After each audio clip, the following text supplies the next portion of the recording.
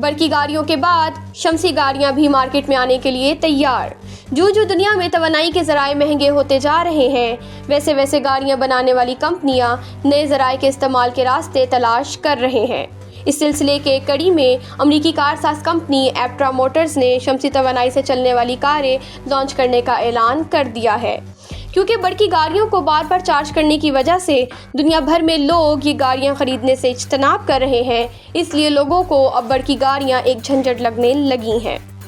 ایپٹرا Motors نے شمسی توانائی سے چلنے والی گاڑی ایپٹرا لانچ ایڈیشن کا اعلان کیا ہے، جو چارج کیے بغیر فی دن 64 کلومیٹر کے فاصلے تک چلائی جا سکے گی۔ اس سال کے آخر تک فروخت کے لیے پیش کی جانے والی اس گاڑی میں 34 مربع فٹ کے سولر پینل نصب ہوں گے، جس سے اس کے چلتے وقت 700 واٹ تک کی بجلی چارج ہو سکے گی۔ ایپٹرا موٹرز کے مطابق ان گاڑیوں کے مالکان کئی ہفتوں یا مہینوں تک ان گاڑیوں کو چارجنگ اسٹیشن پر لائے بغیر چلا سکیں گے۔ کمپنی کا کہنا ہے کہ ایسی جگہیں جہاں پر سورج کی روشنی زیادہ مؤثر ہوگی یا وہ علاقے جہاں سورج زیادہ نکلتا ہوگا، وہاں گاڑی چلانے والوں کو اپنی گاڑی کبھی چارج کرنے کی ضرورت نہیں پڑے گی۔